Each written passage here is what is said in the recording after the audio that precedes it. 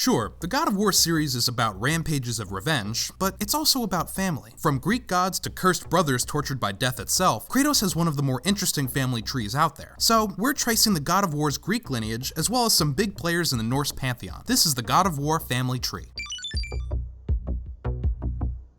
Zeus. So yeah, Kratos' father is the king of the Greek gods himself. Son of the titans Kronos and Rhea, he was sent to be raised by Gaia before Kronos could eat him. When Zeus grew up, he went back and freed all of his siblings that Kronos already ate and declared war on all titans, including Gaia. This great war only ended when Zeus forged the Blade of Olympus, struck down the titans and sealed them in the foulest pits of Tartarus. Despite the victory, great evils were born from the battle and threatened God and mankind alike. So Zeus sealed them away in Pandora's box, stuck that box in a temple on Kronos' back, and sent him to wander the desert of lost souls for eternity. So, all's well that ends well, right? Well, no. Zeus sired plenty of children, including Kratos. Zeus betrayed Kratos, fearing him to be the marked warrior who was fated to defeat him. So, Kratos took revenge and killed the entire Greek pantheon before slaying Gaia and Zeus at the same time. Callisto. One of Zeus's many lovers, she had two sons, Deimos and Kratos. Unfortunately for her, Zeus had Deimos stolen from her out of fear that he was the marked warrior. Kratos attempted to save his brother, only to be smacked to the side for Callisto to find later and raise herself. Eventually, Zeus hid Callisto away in Atlantis. Kratos ran into Callisto in Atlantis himself, but she was in rough shape by the time he got there. She asked him to find Deimos in Thanatos' realm before it was too late, but right before she could tell Kratos anymore, she transformed into a monster that Kratos had to battle. After the battle, Callisto died in his arms, unable to explain how Zeus trapped her there. Deimos. Son of Zeus and Callisto, Deimos spent most of his childhood training with his brother Kratos to join the Spartan army. However, unlike Kratos, he was born with unnatural marks all over his body. Zeus figured those marks meant Deimos was the marked warrior, so he sent Ares and Athena to capture the boy. Despite Kratos' effort to save him, Deimos was taken away to be tortured regularly by the god of death himself, Thanatos. After years and years of torture, Deimos blamed his brother Kratos for not saving him. Kratos eventually freed him, but Deimos still wanted revenge for the pain he endured. He and Kratos fought, but they eventually teamed up against Thanatos, taking on death itself. Despite their best efforts, Thanatos landed a mortal blow on Deimos. Kratos then killed Thanatos and carried his brother to his final resting place, swearing vengeance on the gods. Kratos. Kratos was raised in Sparta and grew to become a great warrior. Like I said before, in his childhood, his brother Deimos was taken by Ares and Athena, but Kratos was actually the marked warrior all along. He gained his own marks as tattoos in tribute to his brother. As a captain in Sparta's army, he led conquest after conquest, only eventually falling to the barbarians. Humiliated and desperate, Kratos called on Ares to give him the strength to win. Ares agreed, bound Kratos with the Blades of Chaos, and killed his enemies. As a servant of Ares, Kratos ravaged cities and committed countless atrocities, all in the name of the god of war. On one of these pillages, Ares placed Kratos' wife and daughter in a temple, and Kratos slaughtered them in a bloodthirsty daze. Once Kratos came to his senses, he was distraught. So, he let their bodies burn inside the temple as an oracle cursed him to wear their ashes on his skin forever as the ghost of Sparta. Then, Kratos broke his oath with Ares by first killing the Furies and then Orcos, the Oathkeeper of the gods, before serving the other gods in general. Kratos served the gods for 10 years before Athena gave him a final task: kill Ares. To kill him, Kratos retrieved Pandora's box to use the power of hope inside of it, but Ares impaled him and took the box for himself. Eventually, Kratos fought his way back to Ares, killed him, and earned the throne as the new god of war. Too bad he didn't keep it for long. Zeus started to worry about Kratos' strength, so he betrayed him. He drained Kratos' godhood with the Blade of Olympus, then killed him. But Kratos didn't let that stop him. He just killed the Sisters of Fate to prevent his own death. Right before he could kill Zeus, Athena jumped in the way, telling Kratos that Zeus was his father as she passed. Enraged, Kratos went back in time, saved the Titans, and led all of them in storming Mount Olympus. But Kratos' partnership with the Titans didn't last. After Kratos defeated Poseidon, Zeus smacked him off the mountain, and the Titans, in particular Gaia, left Kratos to fall, straight into the underworld, again.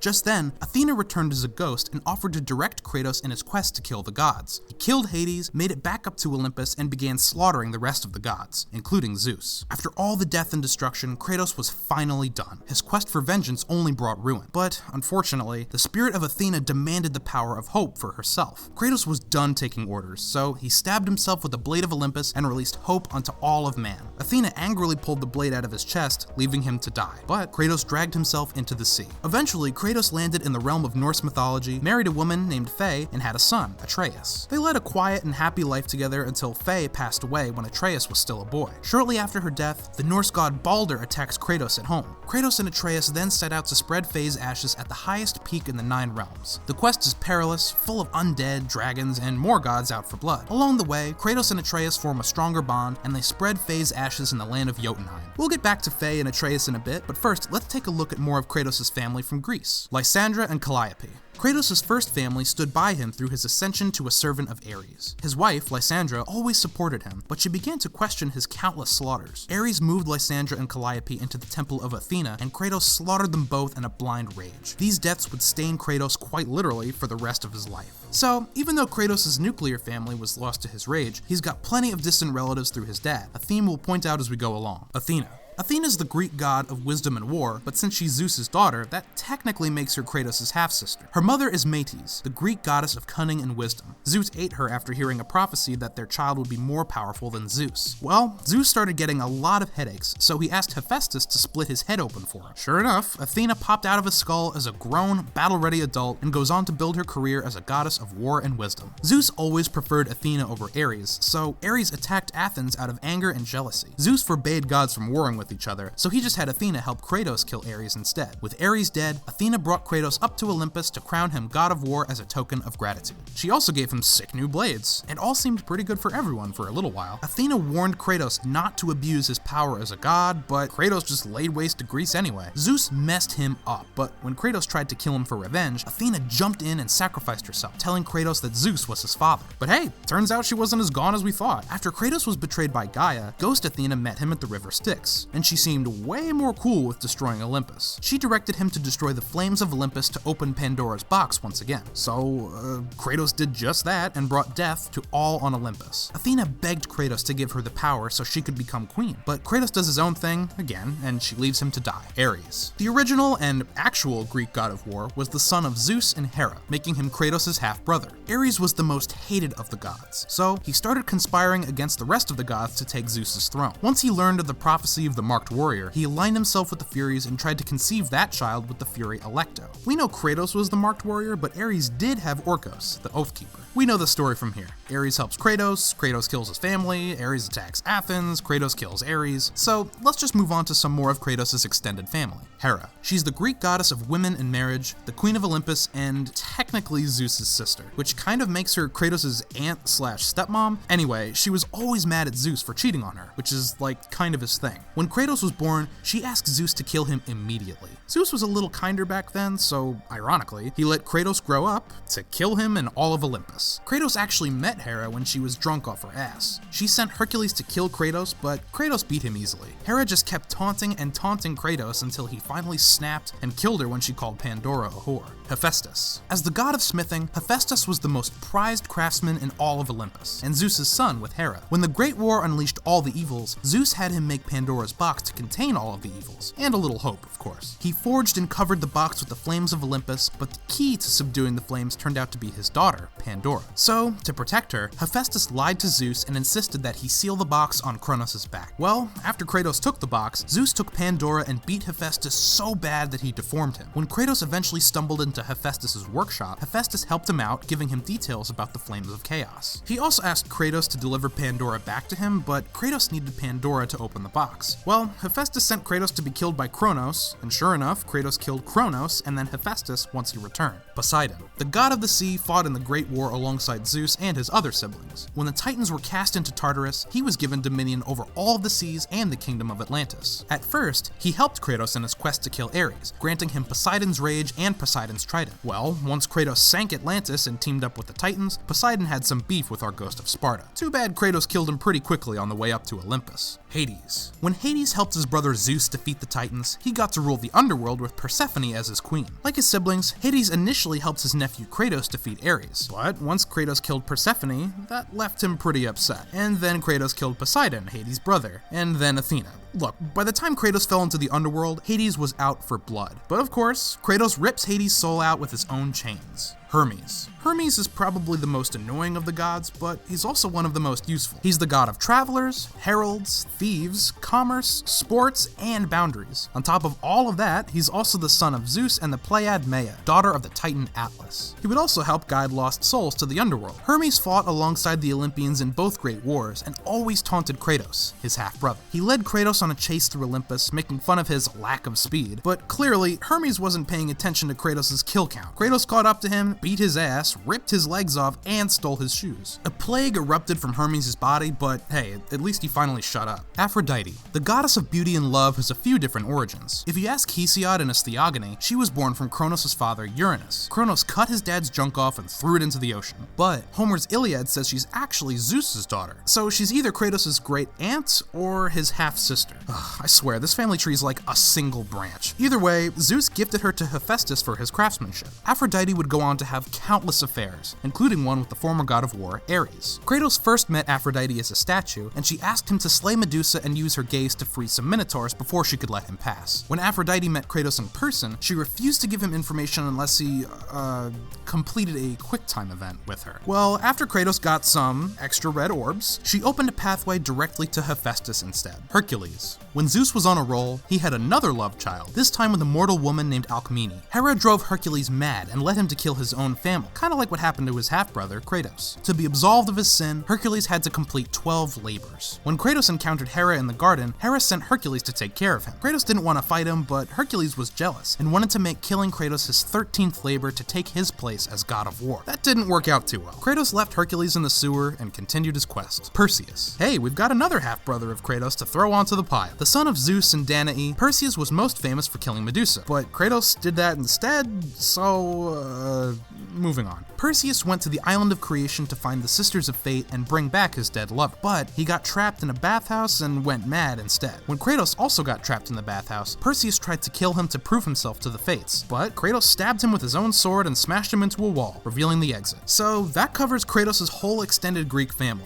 But after he, killed them all, he started a new life with a new family once he made his way to Midgard. Fey, aka Laufey the Just. Before she married Kratos, Fey was a renowned giant warrior known as Laufey the Just. Wielding her Leviathan axe, she stood up to the Aesir gods Odin and Thor, and worked with Norse god of war Tyr to hide Jotunheim and protect the giants from Odin's wrath. Odin wiped all the giants out anyway, but Fey hid in Midgard as the guardian of the giants, married Kratos, and had a son, Atreus. Before Fey died, she instructed Atreus and Kratos to cremate her and spread her ashes on the highest peak in all the realms. She just didn't mention that was in Jotunheim. As a giant, she could see into the future, so she laid markers for Kratos and Atreus to follow on their journey. Atreus. When Atreus was a little kid, his mother taught him all kinds of stuff like bow hunting and reading different languages across the 9 realms. He spent plenty of time with Fey, but Kratos spent countless hours in the forest, so they never really got close. Oh, and Atreus' folks never told him he was part god, which ended up making him a pretty sickly kid. Across their journey to scatter Fey's ashes, Atreus grew as a warrior and as a person. Sure, his ego went way out of control when he found out he was a god, and he even killed a defenseless Modi. But after some real talk with Kratos, Atreus learned what it means to have the power of a god, and Kratos let him hold his mother's ashes on the last leg of their journey. Of course, there's a little more to Atreus' story, but it's like the biggest spoiler of the entire game. So, I'm gonna quickly cover the line of Norse gods we meet, or at least hear about. Odin. While we could technically go all the way back to Ymir, the original ancestor of all life, let's start with the Allfather himself, Odin. We haven't met him in person just yet, but I'm not exactly looking forward to it. This guy's reputation as a paranoid, power-hungry maniac precedes him. He wiped out the Vanir and the Giants, all to secure his place as the absolute power of the 9 realms. He's fated to get his during Ragnarok, but for now, he's just a looming presence for Kratos and Atreus to think about. Thor. Odin's son Thor is no peach either. With his mighty hammer Mjolnir, the god of thunder was basically Odin's instrument in killing all of the giants in Midgard. The only one that got the best of Thor was Jormungandr, the world serpent. Their battle ended in a stalemate, but was so cataclysmic that they split the world tree, propelling Jormungandr back in time. Again, we haven't really met Thor yet, aside from Atreus' vision, but I'll bet you he's pissed that his 2 sons are dead. Magni and Modi. Okay, I'm sure Thor's upset that Modi's gone, maybe, but Magni was the real loss. When these 2 were kids, they lifted the slain giant Hrungnir off of Thor, freeing him. But since Magni was blonde, everyone saw him first and just assumed he did it all by himself. Sure enough, Magni was celebrated as Thor's favorite son, and Modi was, like, the other one. Even in the end, Modi couldn't escape Magni's shadow and basically crumbled once Kratos buried an axe in Magni's head. Thor beat his ass nearly to death, and Atreus finished him off with his knife. Freya. Though on a lesser scale than Zeus, Odin shacked up with tons of different women. Freya was the leader of the Vanir, but she married Odin as a truce to end the Aesir-Vanir war. She became the leader of the Valkyries and had a son with Odin, Balder. Odin started harnessing Freya's Vanir magic for all kinds of bad stuff. She ended up leaving him, but Odin put a curse on her, preventing her from harming any living creature. Defenseless, Freya fled to Midgard to hide out as the Witch of the Woods. She was sympathetic to Kratos and Atreus for a while, but she turned on them real quick when they killed Balder, her bright shining boy. Balder. For the god of light, Balder has an overwhelmingly dark backstory. When Freya received a vision of his death, she cast a spell on him, making him invulnerable to everything except mistletoe. Trouble was, even though he couldn't feel pain, he couldn't feel anything, not even the good stuff. Balder asked her to undo the spell, but Freya wouldn't budge, so he grew to hate her over the years. At one point, he almost killed her, but decided to spare her on the condition that she never see him again. From there, he went to Asgard to train with his dad Odin, his half-brother Thor, and his nephews, Magni and Modi. When Balder rolled up to Kratos' door, he was actually looking for Fey, the last giant. Well, as we know, he kicked the wrong Spartan hornet nest, and Kratos ended up killing Balder after he just would not give up.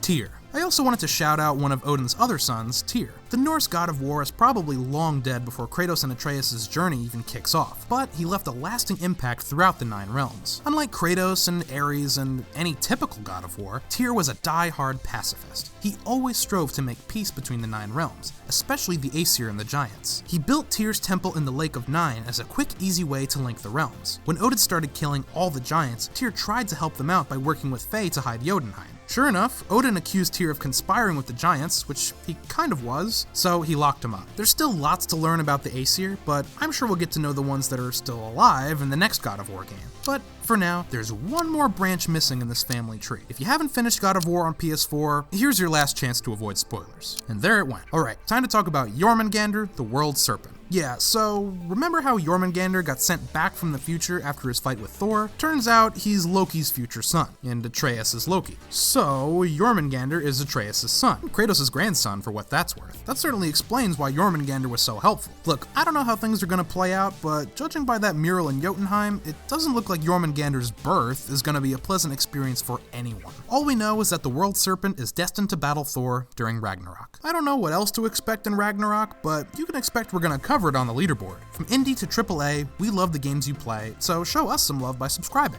I've been your host, Dan. Thank you for watching.